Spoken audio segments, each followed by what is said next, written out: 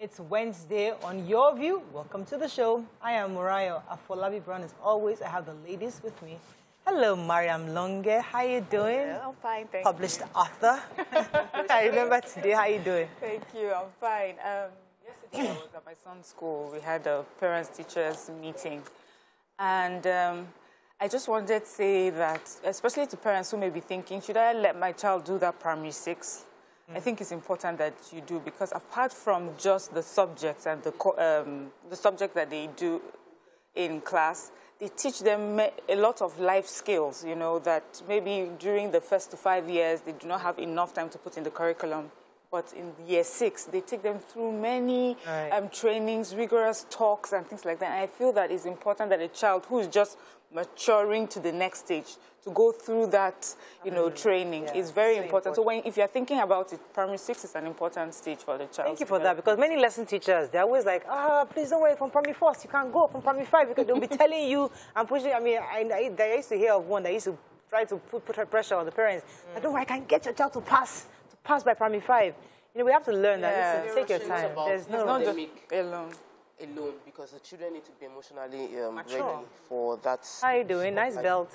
Yeah, thank you. I didn't even see the belt. Yeah. I'm grateful to God for life. I didn't have a good night rest. I had stuffy nose all through. Woke up, had to take Piriton. It was a stressful night, but I'm grateful to God that I could make it on the show. Half asleep, but we'll be fine. Yes, obviously. Your eyes are closed. Like most of the time. We can't see. How are you doing? I'm doing great. I like this haircut on you. Thank you. I do too. Thank you. I have. She did smoky eyes yesterday, and it was so like it just blended. Yeah. It just gave her this power look. Yeah. I don't know why they didn't give me smoky eyes. It was too powerful yesterday. Turn it down. How are you doing? I'm doing great. My schedule is going to be very crazy for a couple of months.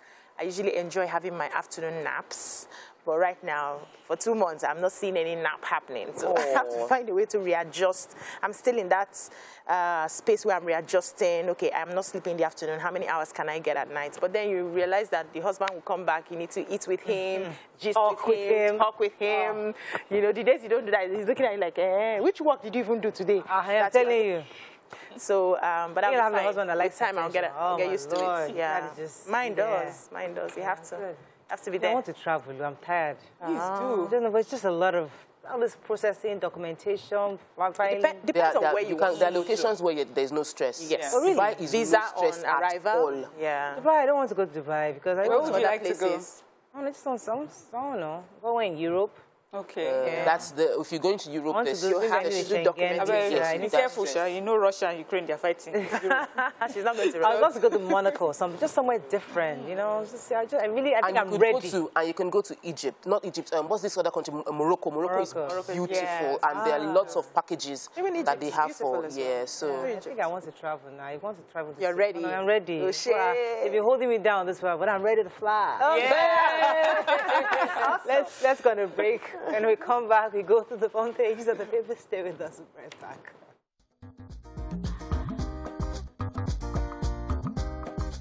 Stay tuned. Your View will be right back.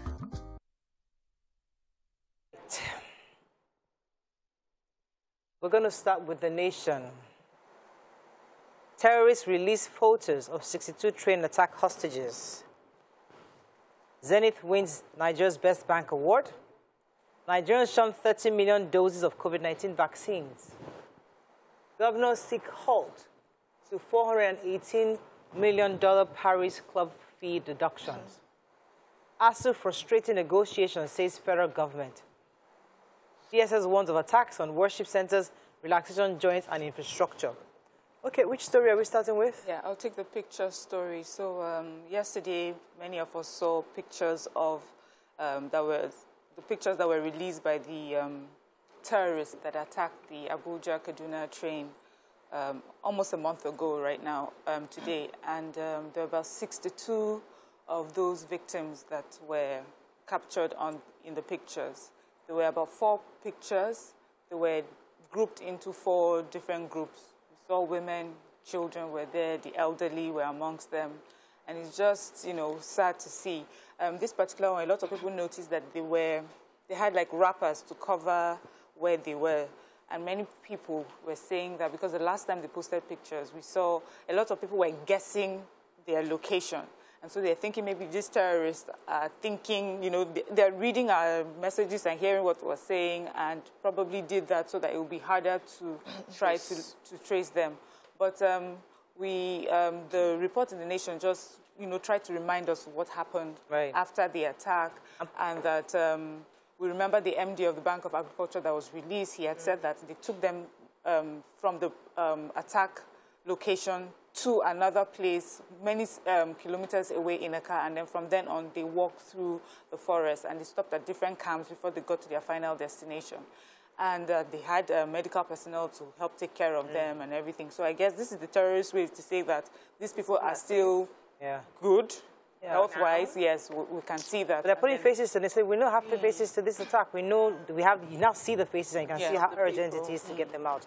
Another story in The Nation? Yes, so the World Health Organization has said that Nigeria and other African countries are performing woefully in the COVID-19 vaccine administration. They said this has been like the largest rollout of vaccines to African countries since this COVID-19 pandemic started, and it's just 18.7% of Africans that have taken this vaccine. Federal government is also saying that according to the Primary Healthcare Development Agency in Nigeria, that a lot of us are not taking the second doses of the vaccine. So a few million of people have taken the first dose, but they are not really going back. They are rejecting the second doses. We're going to be having over 30 million doses of vaccine going to waste because people are not going back. So they are trying to encourage people to go back and take the... We expired already. This is Johnson & Johnson, which is a one dose. They're asking people to go and take these vaccines. So we expired. You see, what is sad is that there's God forbid there's a fifth wave or something, something happens. And then we start blaming the international community for not sending us vaccines and not sending us doses. But they send to us now about 30 million about to waste. Yeah, we need to do better. The campaign needs to be better because really right now the atmosphere is almost everything is gone. Except when you want to fly.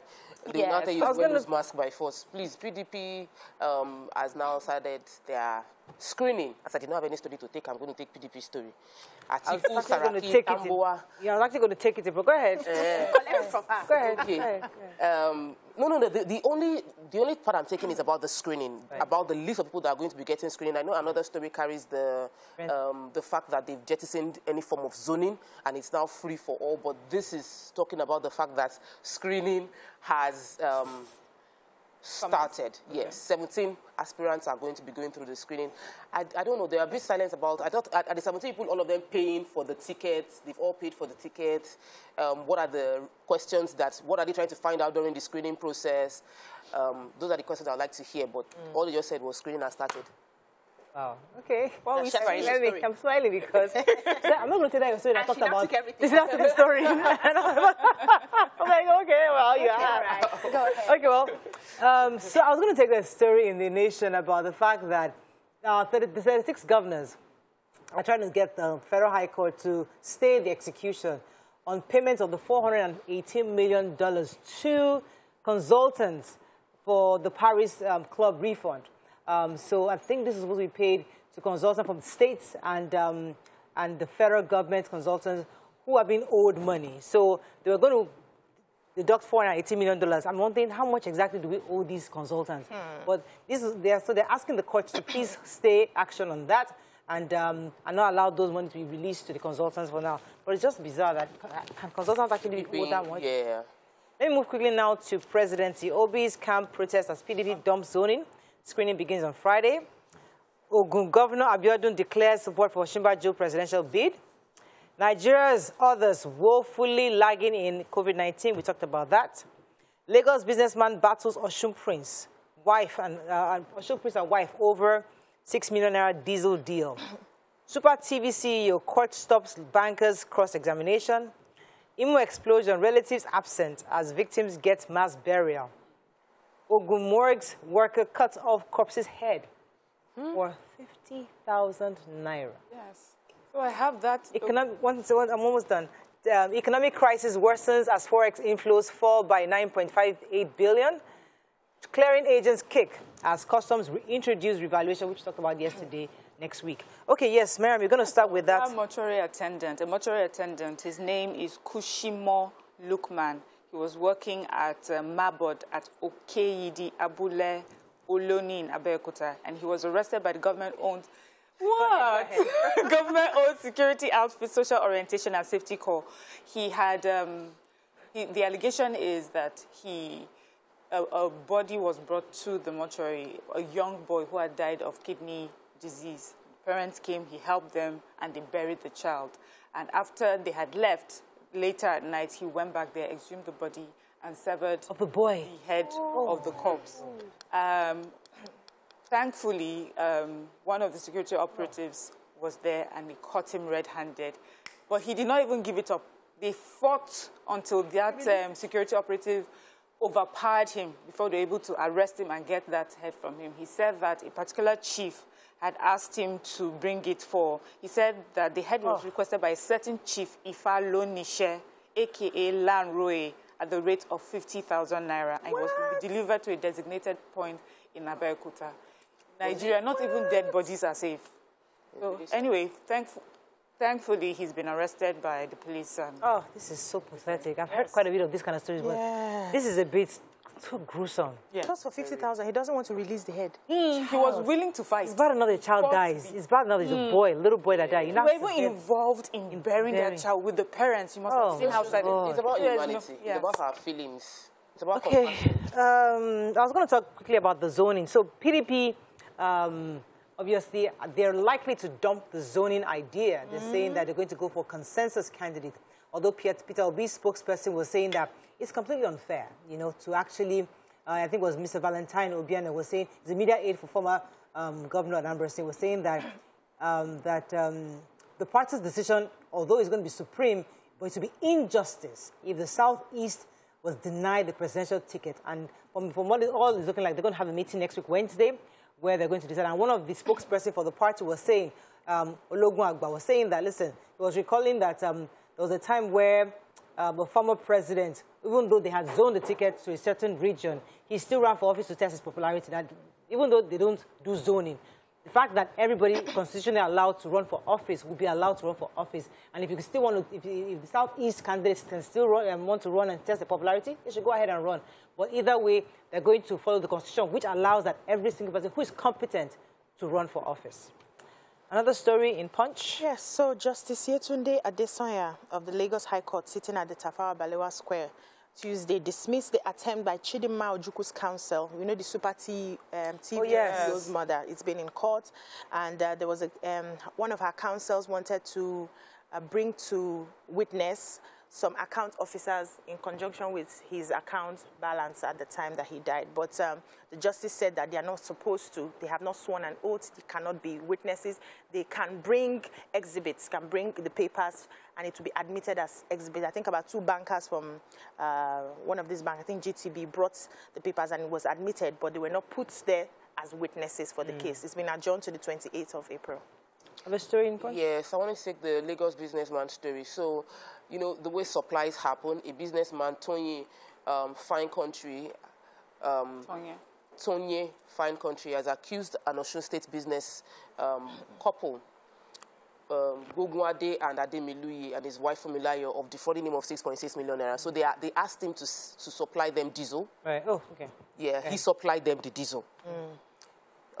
And he said he didn't have the funds. They said for 2 weeks they would pay him after 2 weeks. They gave him a post-dated check, gave him an LPO, the LPO, local purchase order, which he used to process the loan from a microfinance bank with the expectation that they would pay him back. And now, stories. He hasn't gotten the payment, and all the requests, he said, so he has got, all the requests he's been making, the post-dated check isn't going through, and it has expired. The post-dated check has expired since the October 11th last year, and there's nothing going on till date. Interesting. I mean, these are. Yeah, it just shows you that I think the problem that he has is that the caliber of people, because they said that person is a prince. So even when he was arrested, after a few days, he was let go, and then he disappeared on him. And he says, for now, all the attention is on him. His name has been sent to different contacts that he has as a bad debtor, and he's just asking for help. Okay, let me go on a quick break now. When we come back, we continue with the review. Stay with us. We'll be right back.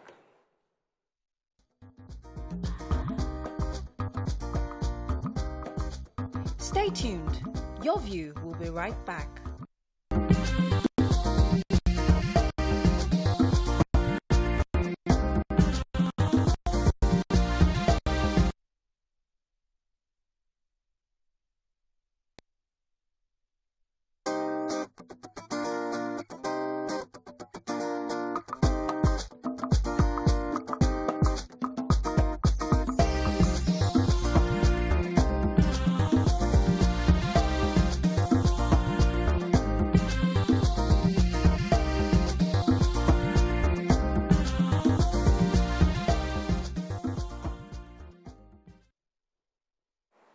Thanks for staying with us. Now moving on quickly to Daily Sun. DSS alleges plan to bomb worship centers and public places. 2023 gives Southeast presidential tickets. Kalu tells APC and PDP. Anglican Church to federal government step up efforts in tackling insecurity economic challenges. How I intend to fight corruption if elected, says Peter Obi. FG stops striking varsity workers' salary. Assault. Court orders CCT Chairman Umar to appear before Senate probe panel. Okay, which story are we starting with? Yes, so the DSS has raised an alarm over what it calls a ploy by a group of, unscrupulous people, criminal gangs, that they say the allegation is that they're coming together, that these different gangs want to come together and form one body and then go about terrorizing Nigerians. And their plan is to detonate bombs in relaxation centers, places where a lot of people gather, like worship centers, especially during the holiday period. And so they're, telling Nigerians to be, to pay attention. If you have any information, be willing to pass it across, and also asking people who own these places, relaxation centers, worship centers, places where people just spend, a lot of people go to make sure that they put the basic security measures in those areas, but also assuring us that they're doing everything possible to make sure that nothing bad comes to us, and of course they would make sure that these people are apprehended and dealt with. Okay, so the chief whip of the Senate, Dr. Orji Uzor-Kalu, has expressed shock at the number of people coming out as presidential aspirants from the South and Southwest zones, asking trying to be president. According to him, the right thing to do is for these two major political parties to zone their presidential candidates to the Southeast. According what he said specifically, he said the reality is that the North is more advantageous to win elections in this democratic setting that we have right now. And he's saying that it's quite embarrassing that these aspirants within the APC and PDP have no single respect and concern for the Southeast. I had thought that they would think about the Southeast. I thought they would support us. Unfortunately, they aren't. And what they're doing right is hypocritical, unjustifiable, and inordinate. That the least he could expect, and the only reason why he might step down, is if these two parties don't zone appropriately to the Southeast, that it's actually unfair for them to actually be all aspiring to be president, when you all know that since 1999, the Southeast has not had a turn in presidency. Okay. Yes, so we know this no work, no pay policy on striking workers. It seems like the federal government has implemented it, because from the month of March, the striking lecturers are saying that they've not received their salaries. Some said their salaries were not complete. And so a lot of stakeholders are really not happy about what is going on, said this is not the way to go. The federal government shouldn't have exhausted all the dialogue approaches that they are supposed to be having. But when you now implement no work, no pay, you are making the matters worse. ASUU and the other unions are saying, on the other hand, that they too have a no pay, no work policy. So, and there's no semester that will start before another one. So by the time they finish the reconciliation and the federal government is ready to implement, they will now start the semesters they have missed from the beginning, and all their monies will be paid. And this is not the way to go.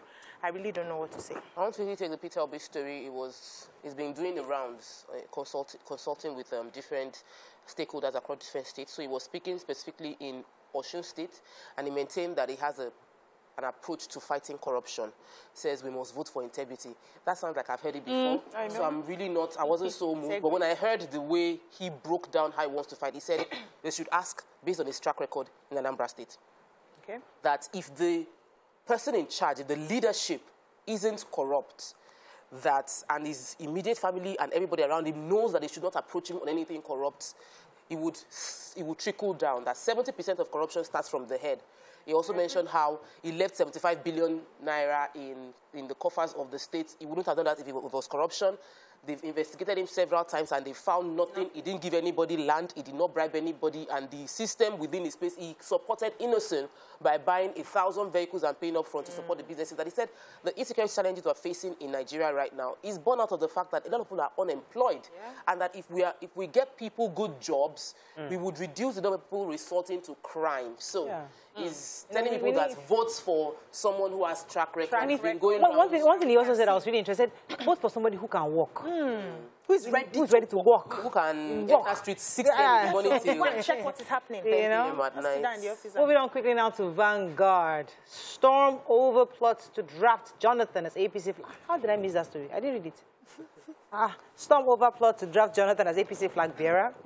Nigeria has hope, says Obaseki. Ogun will support your presidential ambition, Abiodun tells Osinbajo. Hashtag NSAS panel issues arrest warrant on police commissioner. Insecurity, DSS warns of more bomb explosions in public places. Mortuary attendant nabbed for cutting off corpse's head in Ogun. High unemployment rates the cause of the insecurity we have, says Peter Obi. Let's find another story. Why we shut land borders for 2 years, says Buhari. Shown Ogbomoso indigenes fault delay in the announcement of the new monarch. Okay, who's starting off? Okay, let me start off. This is the Independent Investigation Panel on Human Rights Violations by the defunct SARS and other units of the Nigerian Police Force has issued the warrant of arrest of a Commissioner of Police in charge of legal services at the force headquarters, CP Ibe Ochogo. And so his arrest is based on the fact that sometime in June 2017, this man was Emeka Alozie, John Emeka Alozie, who lives in Lekki, Nigeria, said 6 SARS operatives stormed into their house and took him away. And it went to court. They kept him they detained him for so long. It went to court. There's the wife talking about it. And even though after the court case, they were asked to release him, the police still did not, adhere to court orders. And it's 2022. This particular panel had also asked for him to show up 5 times, they say, and he refused to show up, just to come and give his own side of story, bring the case file on this particular person, why he had been unlawfully arrested and detained over this period, and the CP has not shown up. And so what they have decided to do is, ask that he be arrested wherever he is, and let's see what, comes of this. Why would there's just this disrespect really for the judiciary, and we see it over and over again. And sometimes also these panels that have been set, it's as if they're just there to, they really do not have any authority to ask people to come before them. And I hope that they are, to appear before them. And hopefully, if he's arrested, we would hear why he would unlawfully arrest. So that independence that we were taught in school, that the government made up of executive, the checks and balance that we thought were taught in school. We can't call you. And in practicality, even the ministers, you call them sometimes, they don't show up. Yeah, they don't answer. So the president has said that the government shut the nation's borders to protect farmers. He was saying this at a meeting with the president of the African Development Bank. And they were talking about the plans they've had to help us, especially this Russia-Ukraine war that's affecting food. So they said the African Development Bank has earmarked 1.5 billion Africa emergency food to support farmers to ensure that we are not, we don't fall with all these things happening between Russia and Ukraine. And the president was thanking them, saying, thank God you know our strengths and our weaknesses, and you're helping us show up that the world did not expect that we'll survive COVID-19. Now hunger is coming, and they mentioned the prices of food that has gone up. Wheat has gone up about 60%, maize, grains, and all that. But this money that has been earmarked to be given to farmers to help them show up. The money is not good. Let it get to the farmers. It's insecurity, because the farmers cannot go to the farm, the goods cannot leave the farm. These are the real issues we do. We have to wrap up. So our vice president is doing the rounds across the country. He's visiting and he's been to Ogun State, his home state. And there he was received by the governor, Abiodun. And the governor said that they will support him. They're pleased for his decision to run for office. And that specifically he said, your steadfastness Integrity and character are well known. You have been serving the country for 7 years, and there's no doubt that you do well as president. So the governor of Ogun State is also showing his support, although the vice president himself said that he owes nobody any allegiance except for the Constitution and the people of Nigeria, who he has sworn an oath to. Those are the people that the message. That he no, we don't understand any message. That was he just said the message. That's what he said. But he You sent can a have your message. own understanding. He didn't send any message. You can. But you know, the Kogi State governor has, but he's the first to buy the ticket. Oh, 100 million Yes, naira. The guy 100 gave money. million. He's ready. Yeah. Very ready. Ready for business. So maybe they contributed. No, Yeah, they did not say anything about contribution. They said he's the first. They mentioned that he's the 100 first. million. And also they talked about the fact that this is the person that does not betray people. I don't know why they would say Sure, that. he hasn't paid though. No, I should just 100 want to million. pay. People will pay. For him. Several people will Who else? volunteer. VP is yet to pay. Okay, we'll see. This 100 million is a lot of money. That itself is a deterrent. Okay, let's go on a break. It's Wednesday. When we come back, we go to our hot topic. Stay with us. We'll be right back. 100 million. Stay tuned. Your View will be right back.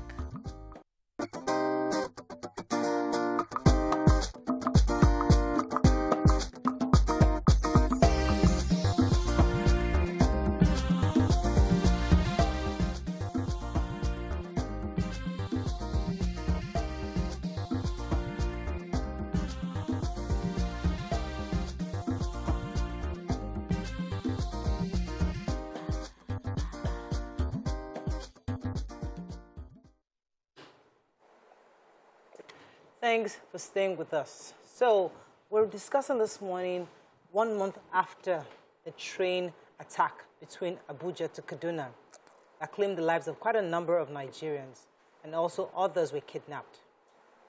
Now, we also want to put a searchlight on this because the minister in charge of this transportation is also running for office. And it seems to Nigerians that nothing is being done, especially because Mariam took it on the front page earlier, that we have pictures of faces of the victims, those who were actually kidnapped, and demands are still being made. We don't know how far the government has gone on making the demand, on meeting the demands, but our thoughts are with the families of those who are still expecting that their loved ones will be out. This morning, we want to talk about what is the government doing. We'd like to hear your views on this. You can call us on 081-270-53687, 091-390-7698. You can also tweet us at TVC Connect. Please hashtag YourViewTVC so we can read your tweets. We hope that before the end of the conversation, we'll have somebody from the Nigerian Rail Authority to give us an update on what has been done, and hopefully maybe from the police to hear what's been done so far. But when we saw this picture on the front page, it was quite disturbing when you see the faces, when you can actually make faces with this. What came to your mind when you read the story, and how do you think the fact that Nigerians are complaining that the minister who is supposed to take responsibility for this is focused on elections right now? You know, looking at those pictures, and I felt sad, and then I'm imagining family members, relatives, actually looking at these pictures and able to say, that's my uncle, that's my father, that's my mom, that's my wife. You know, these are people's family members, and they have been held captive for almost a month. Even when a family member leaves to go somewhere, you know, for something, we know how we miss them. Right. But the circumstances of this just, you know, it's really scary. And I just don't even know how these families are, you know, holding up for this period. But remember we took a story where the federal government was saying something about that there's a way that they need to handle this. They cannot tell us everything all the time because it's a serious, sensitive security issue. And sometimes in just revealing the progress of their investigation, they can tip off these terrorists and bandits, and so they are silent. But the family members also are saying that, okay, we understand that you're doing that, but someone needs to come talk to us and reassure us that something is being done. Right. Imagine that you see your family members there, and then you look to your left, and then you see the minister who is supposed to have been in charge of that particular ministry doing something else. I mean, running a race on the field. I'm like, really? I mean, I understand that maybe life and business must go on, but we need to have a situation where maybe every week the families are hearing from the federal government, just trying to reassure them, we're sorry, we may not give you details on how far we're going because we don't want to tip them off, but know that we're on it. You cannot just go quiet or silent on people like that. So I think it was one of the governors, I'm not sure it was maybe Governor Sanwo-Olu, that something happened that every week he was giving us an update on what that was COVID. That was during COVID. We're getting a weekly update. So this, I mean, the same gravity we extended to COVID, we should do the same thing to things like accidents that happen, because these are lives. Yes. No matter, even if it's one life, take it just very serious, as seriously as any other, as COVID. So what I've liked the way the minister or the police is saying that investigations are ongoing, their talks are ongoing, whether to reassure the community, the roads are being fixed, these are the plans, you know, just something to let us know that we haven't, those people haven't been abandoned. Yes. That would be the reaction we'll get from a leader who is empathic and, you know, understands this thing. What the reaction we've gotten more often is a feeling of another number. Because these things happen so often. Oh, another one has happened again. Oh. Okay, so how many people did they kidnap this time? That's just the way I foresee that conversation happening whenever they're talking about this situation. Not in a way that this could be my brother, this is someone's father, this is someone's sister. Leadership must have empathy. You need to be able to feel the way your people are feeling, and you need to have a vision for them to have a better life. So we have a situation where it was barely 2 weeks after the attack that former Governor Michi, current Minister of Transport, ran around the stadium to prove he was agile and fit enough to run for presidency. And in no time during his declaration did he mention what they were doing. I understand that many people are sad based on what happened, and I understand that you might feel I could do better, and I feel maybe when I become the president, I'll have more opportunity to do better. Like, even if you want to twist it into a campaign, but the point is we're not seeing someone sitting on it at all. That's on one side. And on the other side is people are scared. You know, the average Nigerian is scared. You are worried that you cannot go into a public transport that should be secure. And we are not dealing with that issue. Many of our leaders are out about campaigning. They are going to consult with delegates. They are traveling from state to state. Hello, are you going through train? Okay. Or how are you going around? Okay, I don't even know. You have escorts. Okay, I don't even know if it's the train that we are scared of, because many of us hardly don't even go on train. I think the scare, which you said, the fear is I could be the next number. Yes. Yeah. It could be a car accident. It could be a plane accident. It could be anything. I could just be the next number that the government it happens and government just moves on. Just release the new information just moves on. Now. So that's the fear. That's we said people are scared. I'm scared of being in an accident in this country. I'm scared of being a number. That's the reality. You see, I saw the pictures of these victims in the papers this morning, and I felt weak. I felt weak because it's a crime to be an ordinary Nigerian. Anything can happen to you, and you are at the mercy of whatever. You don't have that hope that succor will come. We're still talking about Chibok girls till today. We're still talking about some of those, what's the other school that were kidnapped? We still have people who have been kidnapped for years, Dapchi. And till now, it seems like it's a crime to just be an ordinary Nigerian.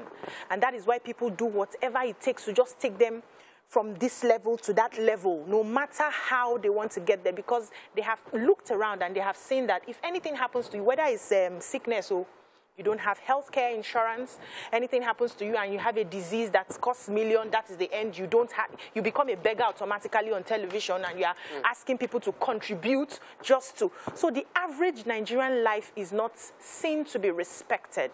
I expected the government to have like a sober reflection.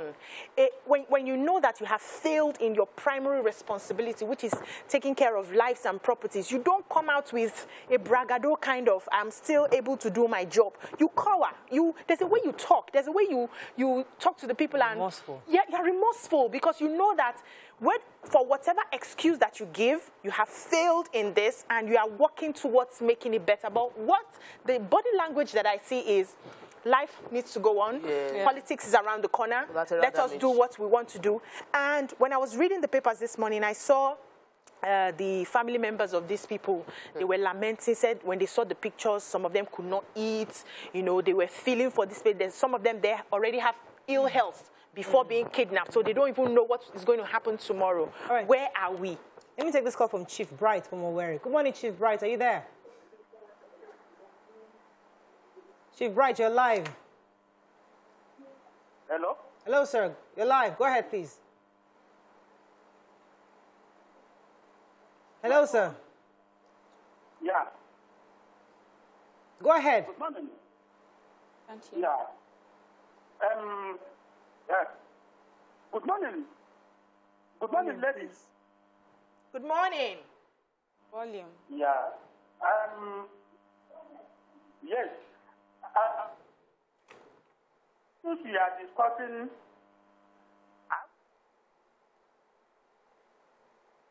Okay, we have to disconnect that call. Yeah. All right, let's go on a quick break. When we come back, we continue this conversation. Stay with us. We'll be right back.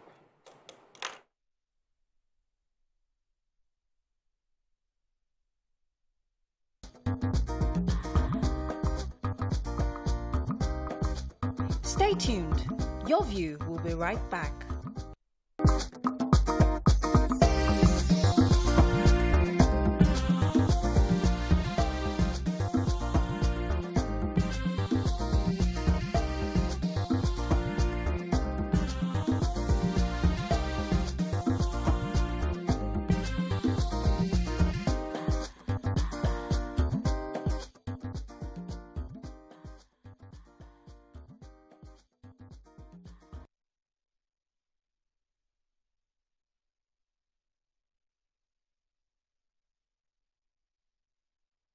Thanks for calling. As Nigerians, we're still quite worried about the fact that after a month, we're yet to hear anything from the government. I'm told I have a caller. Good morning, sir, from Chesterfield. Good morning, Ayo, you're live. Go ahead, please. All right, thank you. I'm just going to say two things quickly. The level of security in our country is worrisome. And the first thing I want to say is I completely agree with what Obiano just said earlier on. There is no value for human lives in Nigeria. It's very evident, and it's so sad. Now, I know that there was a time this discussion was made, and a suggestion was made, and Murayo, you talked about the cost of this intervention, which is undeployed machinery. We can't handle this thing. Let's be fair. We can't. We are overwhelmed.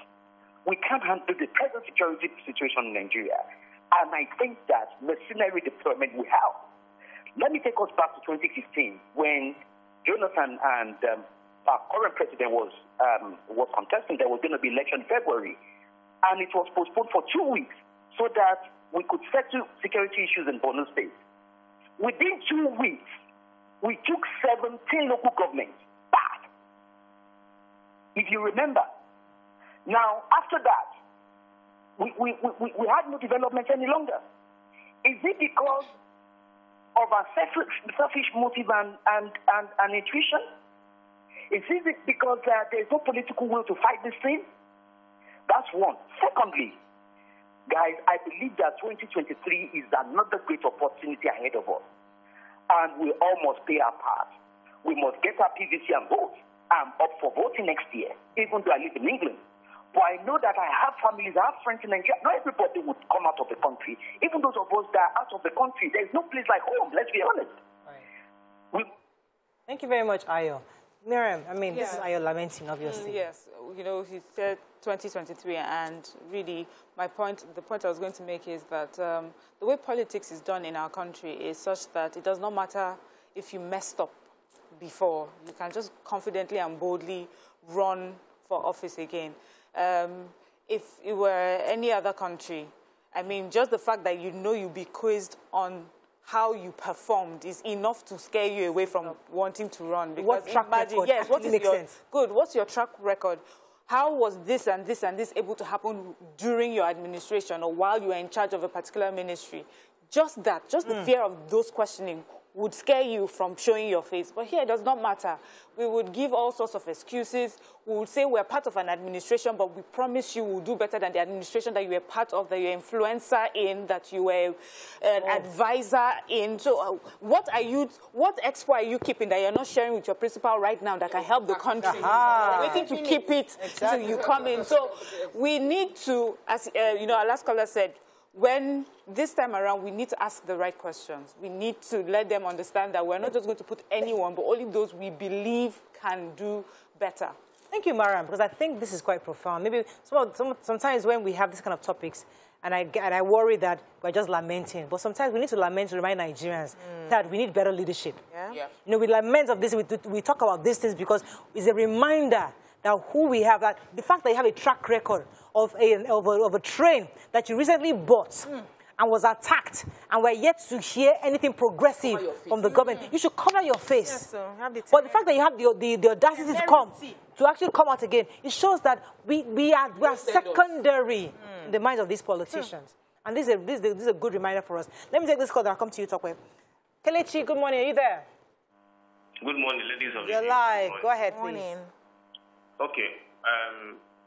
See, they said the success of any free society is dependent on who is the leader. All right? And the failure depends on who is the leader of that society or country or whatever. Now, let's start with Buhari. You remember Buhari granted interview with Arise Television Abuja.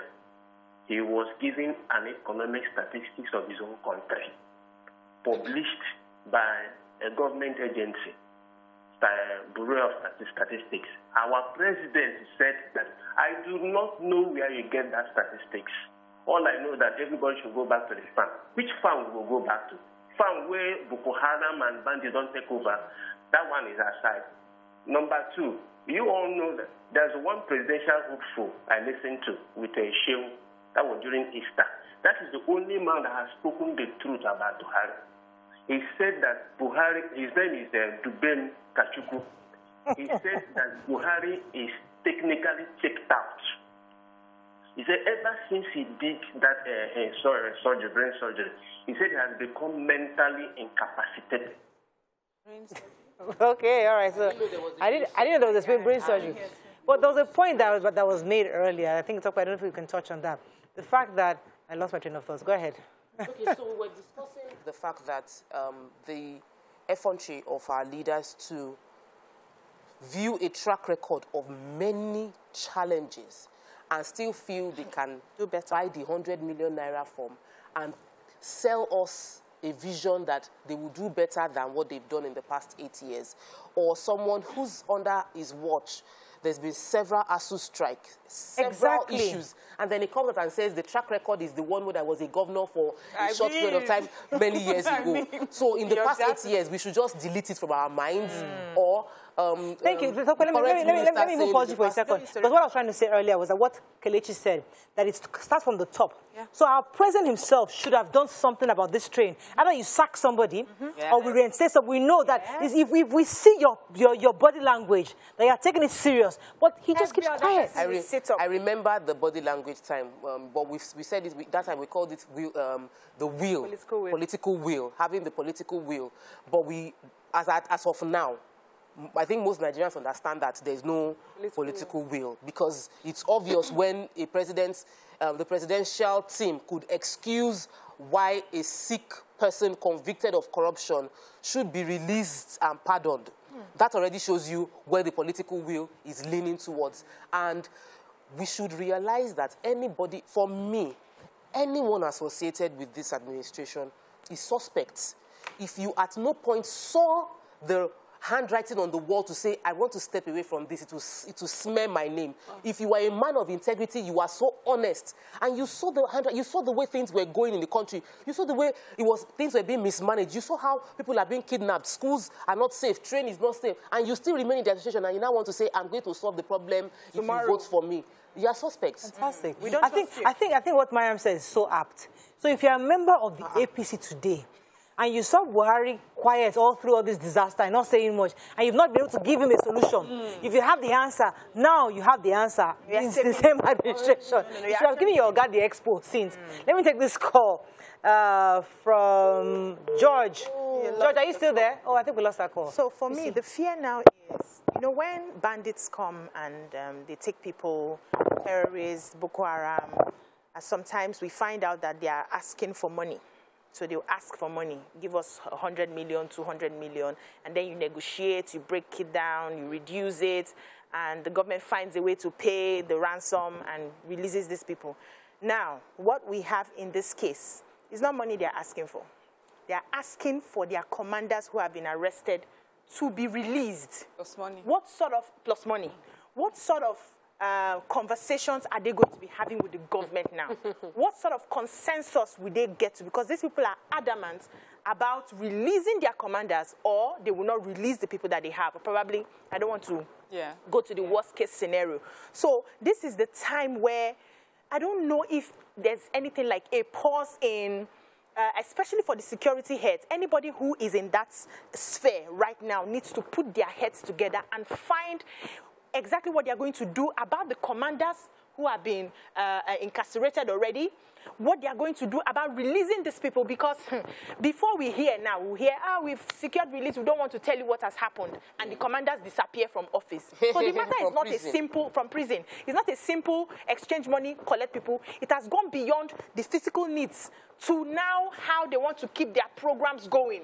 So this is not the time for focusing on other things. 2023 is coming. We need to quickly get people to vote for us and all of that. We have a problem in our hands, and everybody needs to be serious about it. We need to feel that you're serious about it and wait for the results. We have to wrap up on this, but let me take this call quickly from Selena. Selena, are you there?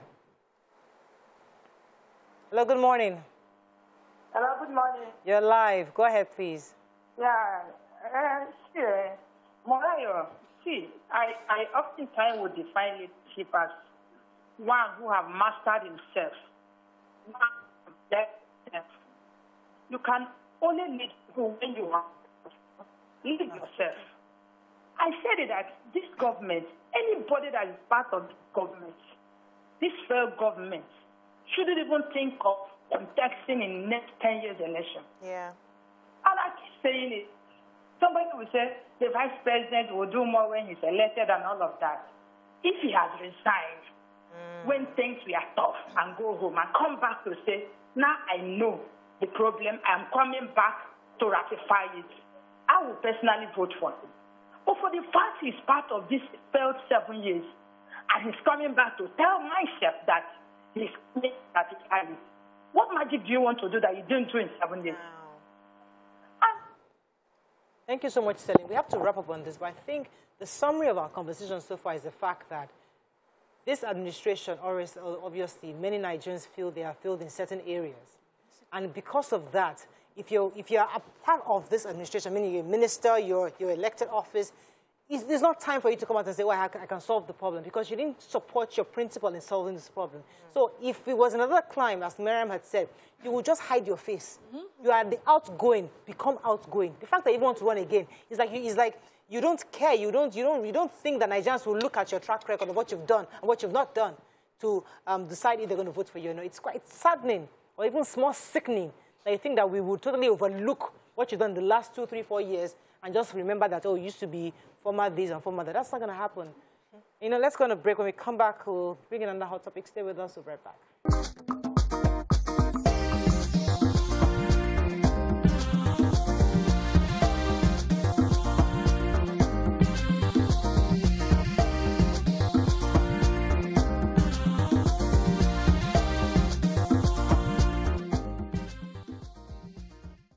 Thanks for staying with us. So as we all prepare for the elections and see how Nigerians are jostling to get the tickets of their individual parties, we have a duty to remind Nigerians of what's going on. A few moments ago, we discussed what happened with the train, on the train track between Abuja and Kaduna, the fact that Nigerians were killed and also kidnapped. Another issue that is happening right now is ASUU strike. We're yet to have a way for it. It's been how many months now? Quite a few months now. And the children, it's already mid-year, and the kids haven't gone to school this year. That's all. It's quite saddening that even though our president, there was a video that's going around, that's circulating around now, that back when Jonathan was in government, he was criticizing the government for spending $7 billion on the national conference, remember? And said that that money should have been invested into ASUU. The same thing Nigerians are asking. Why is the federal government hitting a brick wall in these negotiations? Why is ASUU also not relenting in these? What's going on? How do we solve this problem? That's the next conversation, because many of these people who have been unable to resolve of this issue are still running for office. They still want to be part of the government. So what are your thoughts on it? Let me start with BC. Maybe they are thinking by the time they get to the 2023 elections and they win, they would be able to now pay ASUU. or solve ASUU's problems, you know. It's just projecting into the future, but we are looking at the now and what is happening and how it's affecting not just the children, but also our economy. Because any country that does not focus on education is going backwards.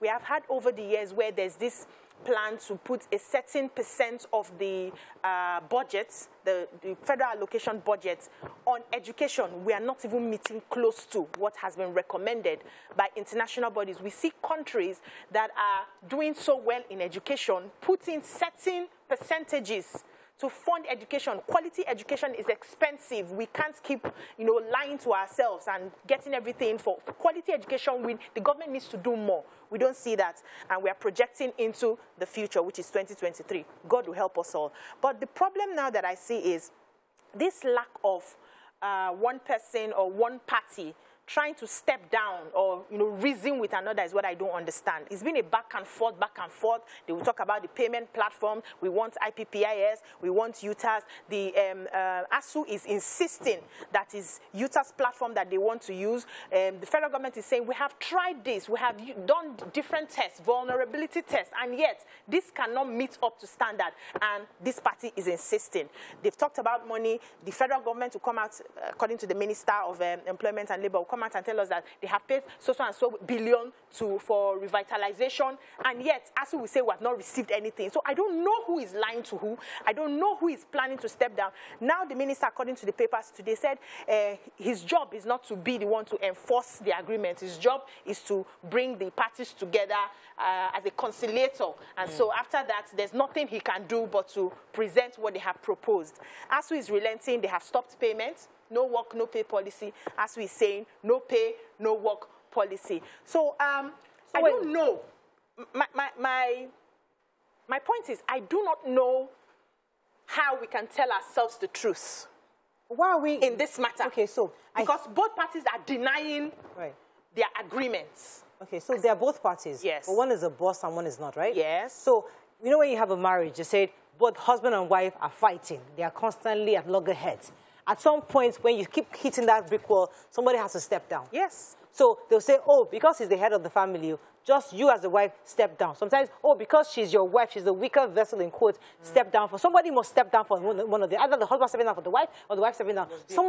Somebody must step down. Because just like you rightly said, ASUU is insisting that UTAS works. Government is saying NITD has tested it. It works, no doubt. But it doesn't pass a vulnerability test, meaning that somebody can add more zeros to it and becomes billion, and there'll be more fraud. Now, if that's an issue, should we not just, I mean, that's an issue, but and it's been a serious issue. Another one is the fact of the payment. But how should you, do you think the minister should at least allow the users to work first? Let us even start. Even though it doesn't pass the vulnerability test, just let them have this, because they are obviously not relenting on stopping this strike. Or do we insist, or now go and point fingers at ASUU, you're the one causing our children not going to school because you're insisting on this UTAS?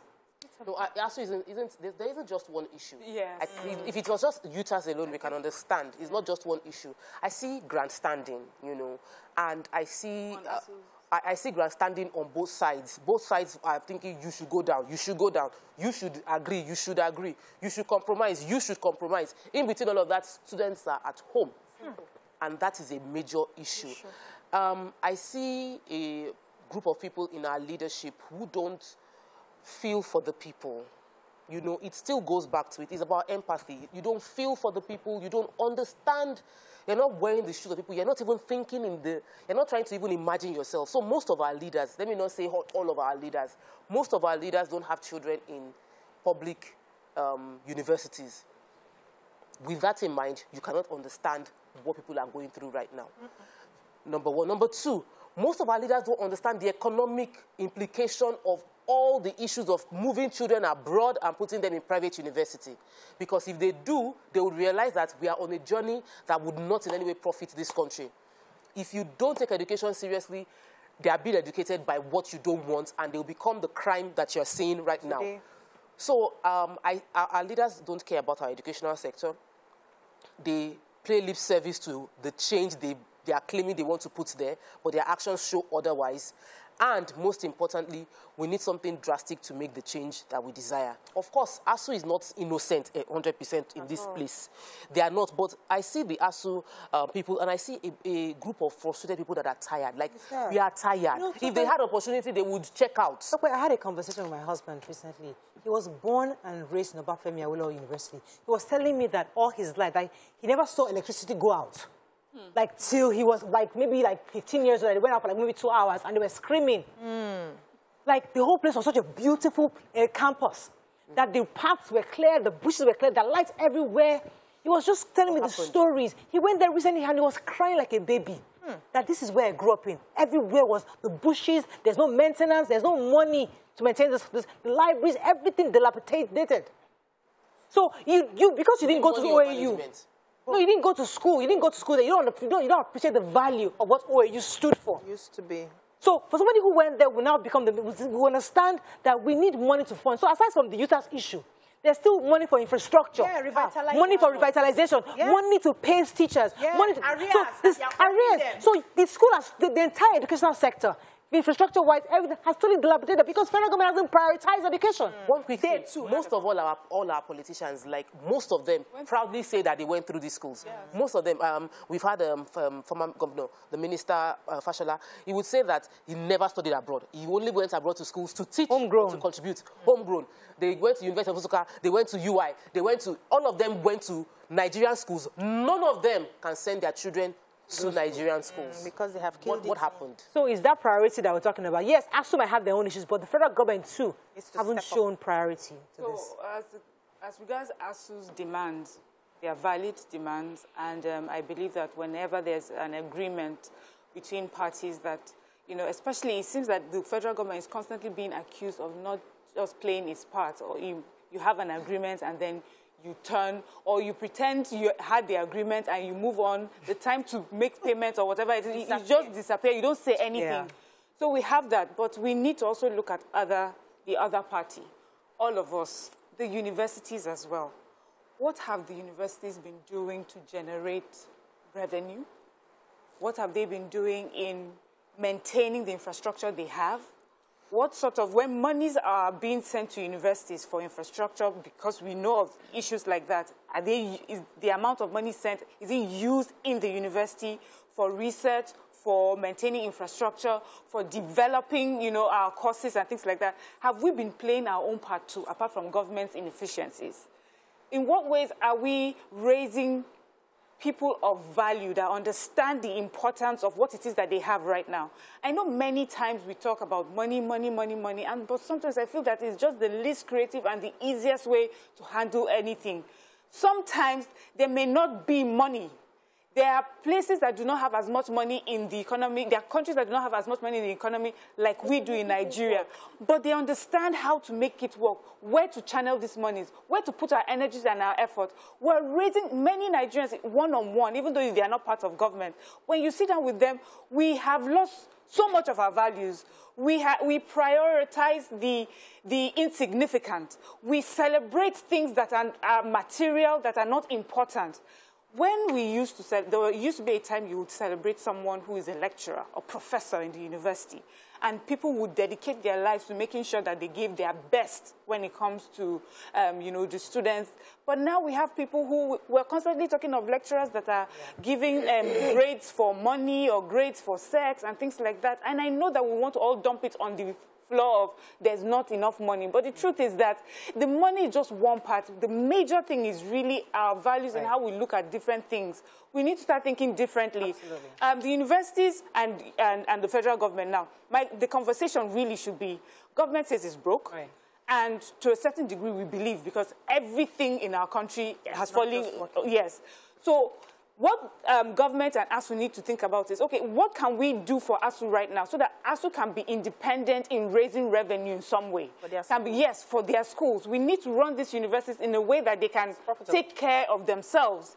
Because this conversation will not end with this current administration. It's a conversation that will continue unless we look for different ways to sort this out. We have to end this conversation because, it's an ongoing discussion. We can't end it now. But one of the reasons why we're raising this issue is to remind Nigerians that 2023 is coming up. We don't want a new president telling us, oh, we are still talking, we are negotiating, we are so reminding us that, oh, this is 16 years old, this matter has been since 1990. You know, we don't want that.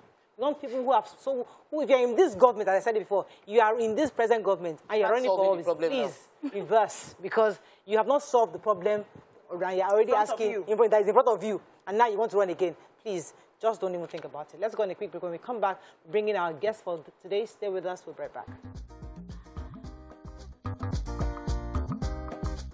Stay tuned. Your View will be right back.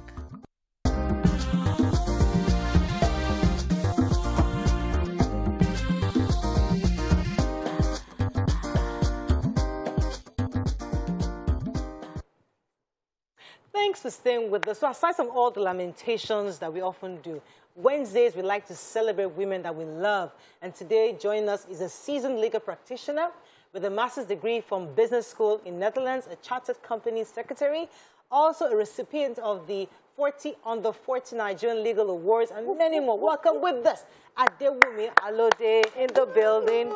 You know, we love to use our platform to celebrate women, show their work, their successes, and just let them know that you can do it. And we're happy to see you. So we know that one of the things you love to talk about is helping boys become men, because a lot of focus has been on women and the girl child. And some of you are coming out and say, you know what, let's focus a bit on the boy. Tell us about this project and why do you think it was so important for you? Exactly. Thank you very much, Mariah. We all know that there is so much focus on the girl child. We're raising very intelligent, very optimistic, very responsible ladies in our world today. I mean, there is a lot of attention on the girl child. From school, at home, in the society, there is so much conferences, summits, and programs for the ladies. But how about the men? I mean, for me, that is a major challenge that we need to pay attention to. The United Nations Sustainability Development Goals talks about gender equality. But when you look at it, the gender equality is actually focused on the girl child. Do I have an issue with that? No. However, it's gender equality. So we need to ensure that there is a balance as we speak about the girl child to also raise the boy child. There is this mindset that I think has, you know, lasted for so long that boys will just naturally grow to become men. Were you a lawyer? Were you a lawyer? How did you get into this conversation? Yes, by virtue of what is happening in our society, by virtue of what I have seen, by virtue of the fact that we have a lot of beautiful ladies, intelligent, who are in positions of great influence. But one of it is the fact that if you ask them, if you speak to them, they have this hurt in them. It's either their father, it's either their brother, it's either their husband, you know, is not doing well, is not up to par in terms of his responsibility or who he is as a man. And so that is, I mean, as much as we are women and we're doing well and we're shattering the glass ceilings, we also want to see our sons, we also want to see our brothers doing well as well. Look at the society today, apologies. On the streets, you see a lot of young men who are mentally ill. Betting houses are everywhere. And when you look at it, to the brim, young boys, the future of our nation, the future of the world, are going into such places. betting away their lives. Betting away lives. So these are some of the reasons why. I mean, I feel that it's time we call a lot of attention to it. And it starts from all of us. It starts from the home. It's nobody's responsibility. It is our responsibility. Just the way you have started a program to encourage women. I mean, you don't know me, but you heard about me, and then you invited me. The same way, it's going to encourage more women. And so I believe that if we do the same for young men, in fact, a lot of them are looking for their identity. Who are they as men? At the adolescent age, they want to ask questions, but there are nobody to answer those questions for them.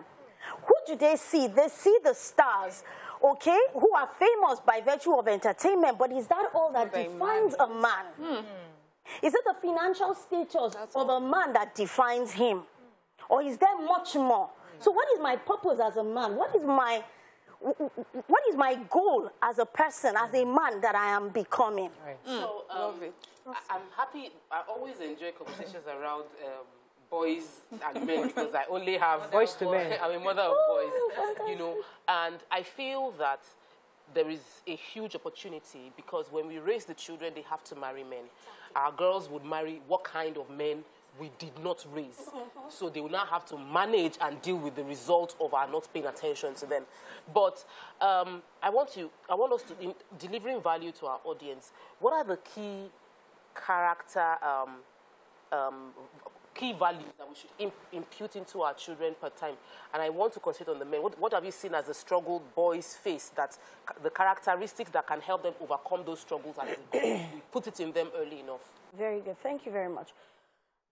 Permit me, I like to always quote this: train up a child the way he should go, and when he grows up, he will not depart from it.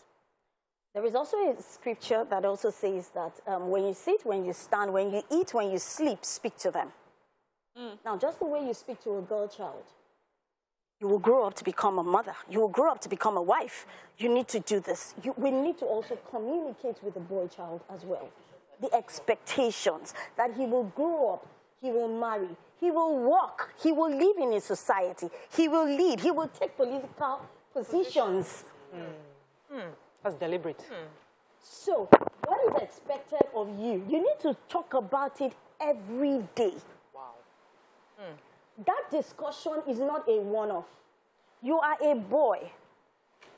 You need to have a vision. Who do you see? Who are you seeing? And you need to... Sorry. Honestly, for me, as early as possible. I have We a need to start having 9-year-old that boy. conversation with our kids. I have a 9-year-old boy, and I do this for him as far back as when he was 7. Wow. Boluwaga, who do you see?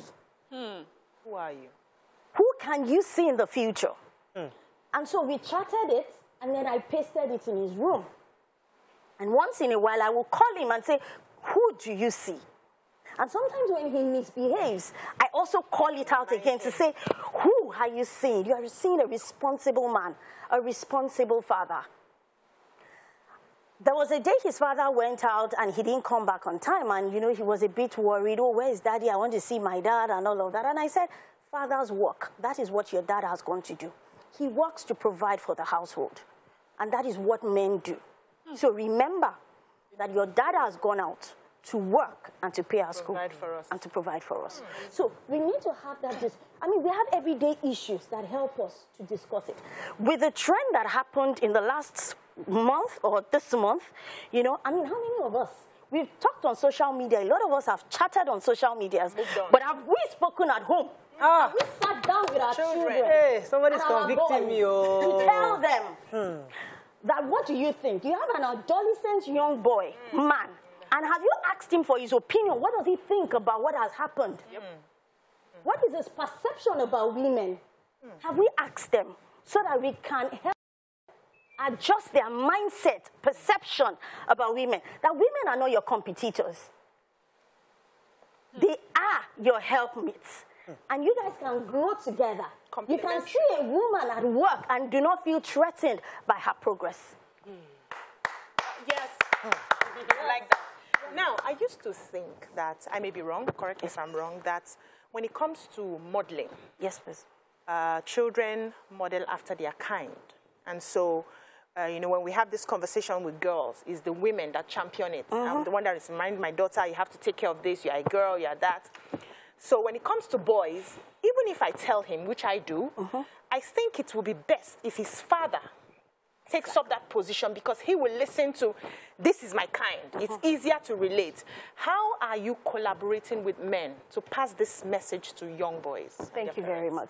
In the month of March, we had our first Young Men's Summit, where I had an all-men's panel. And why did I do that? Because I believe very strongly in the role of a man raising another man. Good. Why? Because as a girl, when I was going to start my menstruation, it was my mother or a sister or an aunt that would speak to you. At what point does the boy moves from being a young boy to becoming a man? The men will know. The men can say it. The men can see it. But they have left it to a very large extent to the women to, you know, parent the child.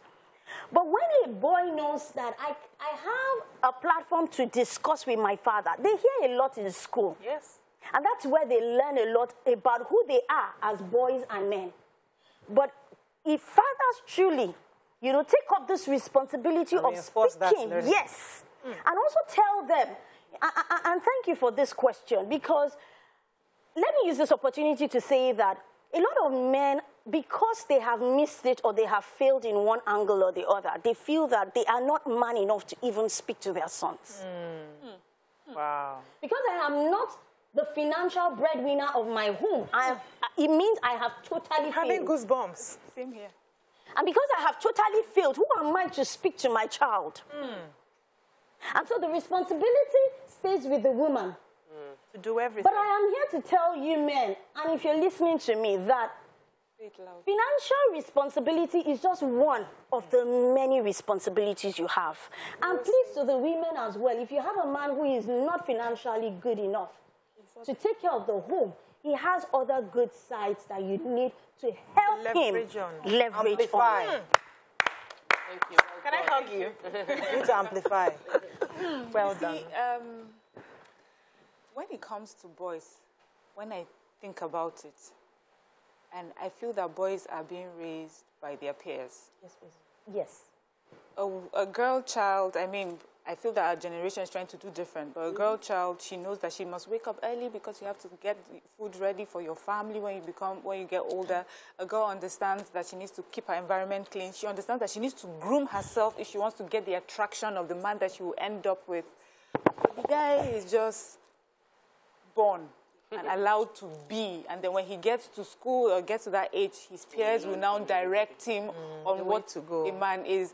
Usually would even hear, the first time I had a drink, I had it with my father, but before that drink, there may have not been any serious conversation. So I learned to drink from my father. I learned to hang out at night from my father. You know, I learned from the male influence in my life, you know, we would do this, because in their way, the men feel that in their own way, that's when to come in. Or when the boy is reaching adolescence and he starts talking to girls, that's when the men come in. But now you're telling us the men must come in very early from the beginning. Yes, please.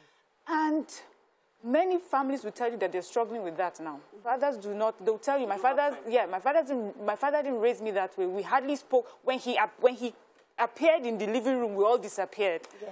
So how? I'm a wife now and a mother in my home, or somebody else watching, thinking, when do I start with my husband to encourage him to take a more involved role in my son's life at this young age? Can you compliment and affirm your men? Because you see, if we as women do not compliment and affirm them of their importance. Husbands? Yes. Oh, right. If they do not even understand that I, as a mother, as the wife, appreciate you, and I know the importance of you as a father and as a husband, as the head of this family, and the impact that your presence and the words that you speak makes in the life of my children, if I am not doing that, the man may not see it. Like I said, a lot of them are focused on the financial aspect. Yeah. But they are not seeing the other aspect. Why? Because it seems as if we are not calling it out. It seems as if the society has said, if you don't have money, you're not a man. So the women, we as women, because we really need to help them, and that's what I have looked at. We really need to help them. We need them to speak. We need them to look beyond their faults, their weaknesses, their issues. And then again, if they think that they have some certain issues, they can actually get mentors. We need to start encouraging men to have mentors. We are older. And yet, as women, we have mentors. Yes. Somebody has raised a 16-year-old boy ahead of me. And so I talk to you. So how did you do it? Yes. My son is exhibiting this kind of traits. What can I do? What did you do in your own time? And so they share. As a woman, you share. The same thing I expect. I'm going through financial issues at home. I am going through issues with my wife at home. I should be able to speak as a man to another man. And let's not be ashamed. The men really need platforms to talk. I have to go on a quick break because yes, please. You said something that was, I don't want to, but something that was quite profound. I think, and I don't want to miss it. What she said, as in, how do we help the men? Yes. And I think what you said, which was important, the fact that we need that affirmation. Yes. We need to cut that, because I cut that. We as wives must show that affirmation continuously to our men, because the children see that. Yes. And they realize, okay, yes, daddy might not be financially stable, but he's needed, he's admired. And even if he's not financially, there are other things. This is still daddy. This is still the father. Oh my goodness, that's before I come. I will come back to you. Hold it. I'll come back to you. Stay with us, we'll be right back.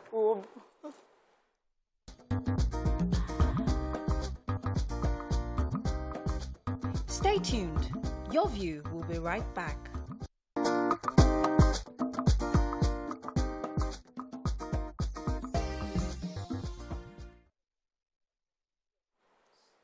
Thanks for staying with us. So you're about to answer my question for the break. Yes, we need to compliment and affirm our men. There are 5 basic needs of every human being.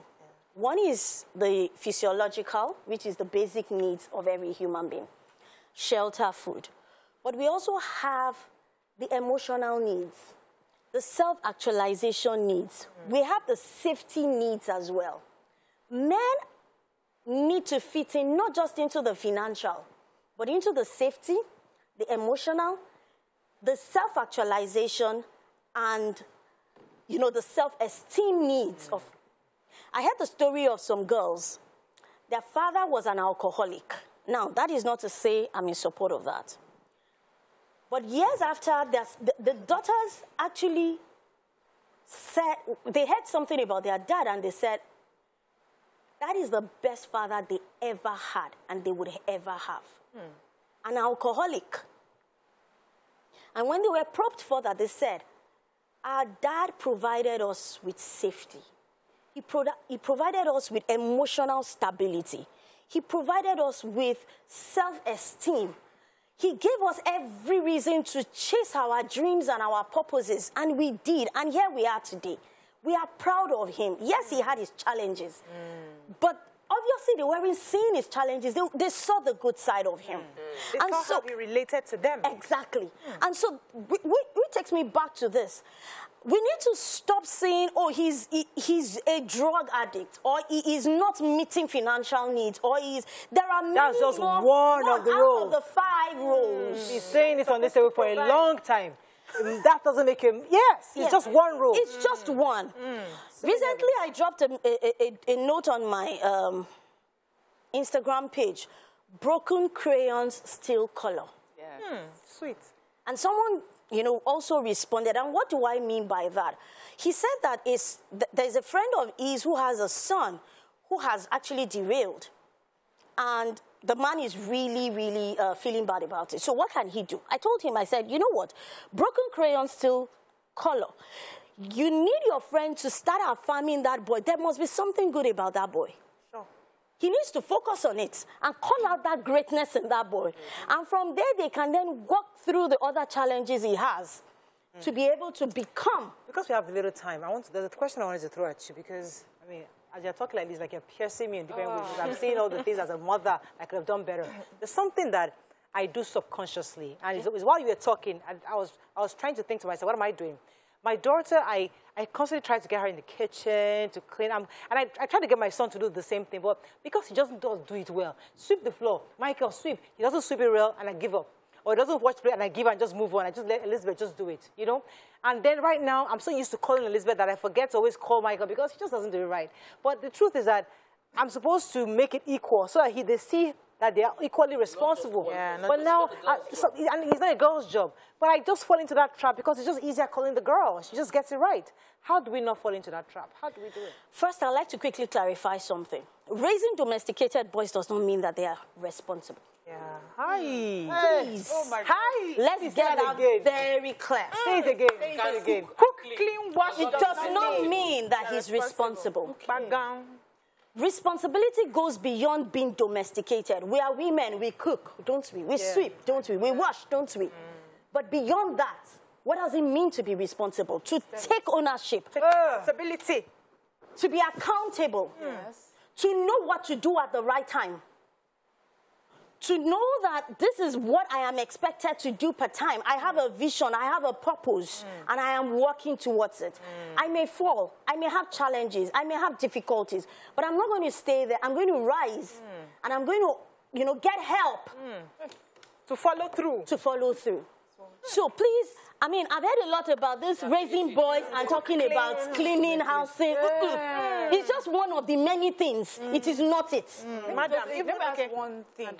A lot of times when you have issues, maybe with your boy child and girl child, people say, don't mind them. That boys are slower to mature. Boys are. Is it really just about their physiological age, or really that we're not doing enough to? Yeah, we're not pushing them enough. Ask yourself this question: what is different between the young boys who are all just boys at home and do the work, and the boy who has a sister at home?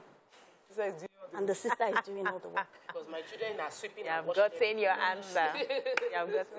You have not just been tenacious about it. This is you. This is your responsibility. I don't tell you and if I remind you that you should sweep your room and clean your room, I mean, you get a punishment. You are deprived of this.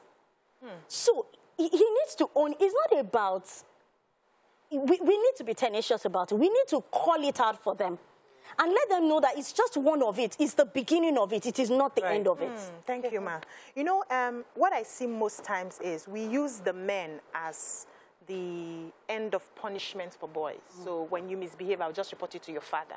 And so the young boys have the mindset that their father is just there to beat them. He's the prison guard. He's the prison guard. He's the one that takes you. How do we also present our husbands to their sons as their friends? Because it's easy for us as women to quickly become friends. I have a teenage girl who's going to be 13 years tomorrow. And we are friends, we gist. But how do I present my husband to her brother that this is not just for punishment? This person can be your friend. Let me answer that. His dad is one person. And you would have to do that talking with your husband. Okay? But beyond that, I learned something while reading books. That in the eastern part of Africa, I don't know where exactly, that when a boy clocks 13, they do a ceremony, a rite of passage into manhood. And what happens is his uncles, his brothers, his father's friends, they all sit around him. I mean, people come. Write it down. Yes. People come, his aunties, they all come. But at a point in time, it's like the head of the house just winks at the women. And all the women disappears. And he's now left to the boy and his uncles and then they start to talk. Welcome to the world of man. This is sweet. I love this. So the father says, look, you will experience wet dreams.